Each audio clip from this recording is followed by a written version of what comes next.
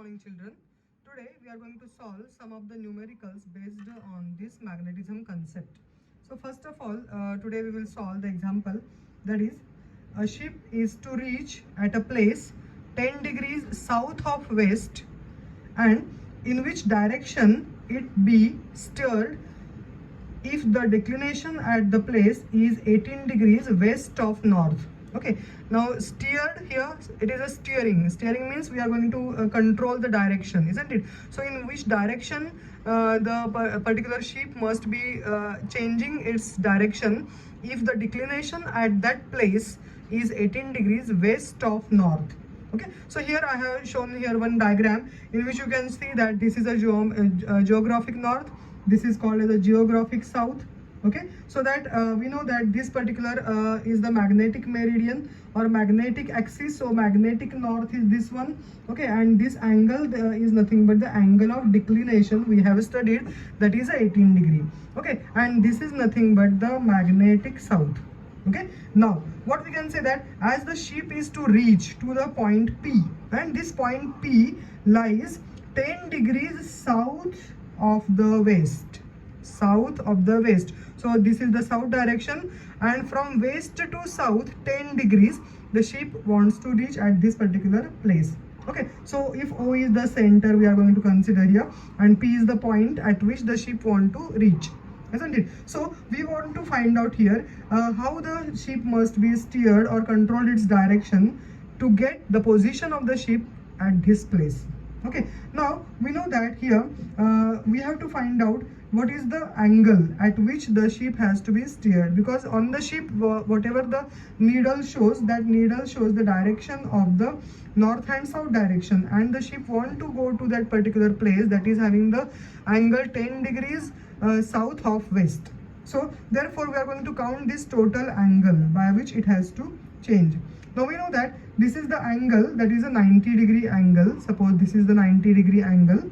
Okay, out of that already 18 degrees are reduced, isn't it? So geometric north and geographic north and geographic west, this total angle is considered as a 90 degree, isn't it? So angle between geographic north and geographic west is 90 degree, but already the needle compass on that ship is showing the magnetic declination at that place, that is 18 degrees. So already out of 90, 18 degrees are covered. So we have to consider here, that is a 90 minus 18. Okay, so this is only the count for the geometric north to geometric west, isn't it? Geographic west. Now here we are going to have this 10 degrees again forward in the direction of the south. So this 10 degrees we are going to add, so that the particular ship will reach at this place. So 90 degree minus 18 degree plus 10 degrees, then we are going to get it here answer as a 82 degrees. Okay, so we can learn that the ship has to be steered west of the magnetic north at angle 82 degrees, isn't it? Okay, now in this way we can calculate the value of that angle. Now next one is a compass needle whose magnetic moment is 60 ampere meter square is pointing the geographical north at a certain place where the horizontal component of earth magnetic field, that is BH, is 40 micro Weber per meter square, or micro Tesla we can say, which experiences a torque of 1.2 into 10 raised to minus 3 Newton meter. What is the declination at that place? Now we are going to consider here, this is the case where in the stable equilibrium the compass needle points along the magnetic north and experiences no torque, isn't it? Because it is a stable equilibrium, and therefore when it is turned through the angle alpha or angle of declination alpha, then it points along the geographic north and experiences a torque. Therefore, now we have studied the formula for torque. Tau is equal to mb sine theta, isn't it? Or mb sine alpha. Alpha is the angle of, we are going to consider as a declination. Okay, therefore tau is equal to mb sine alpha. Okay, so sine alpha is equal to tau upon mb. So we know that it is 1.2 into 10 raised to minus 3 divided by m is given as a 60 ampere meter square, multiplied by 40 microtesla, isn't it? So we have 40 into 10 raised to minus 6 Tesla, and this comes out to be 1 by 2. As sine alpha is equal to 1 by 2, alpha has to be 30 degree. Okay, so this is the answer.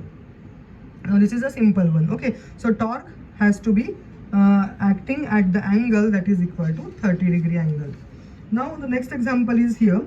The true value of dip at the place is 45 degrees, and the plane of the dip circle is turned through 60 degrees from the magnetic meridian. Find the apparent value of the dip. Now here they have given that delta is equal to 45 degree because angle of dip is delta. Okay, and the plane of the dip circle is turned through 60 degree angle. That means that plane is turned through the angle theta is equal to 60 degrees, and we have to find out the apparent value of the dip, that means new value of the dip angle we want to find out, that is delta dash. Now we know that the relation that is tan delta dash is equal to, we know that it is BV upon BH. This relation we have studied.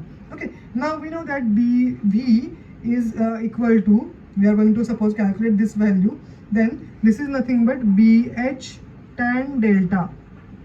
How it is? Because BV upon BH is equal to tan delta, so BV is replaced by BH tan delta value.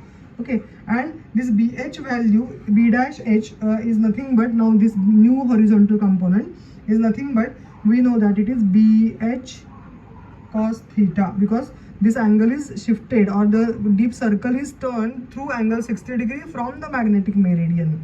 So we have here 60 degree.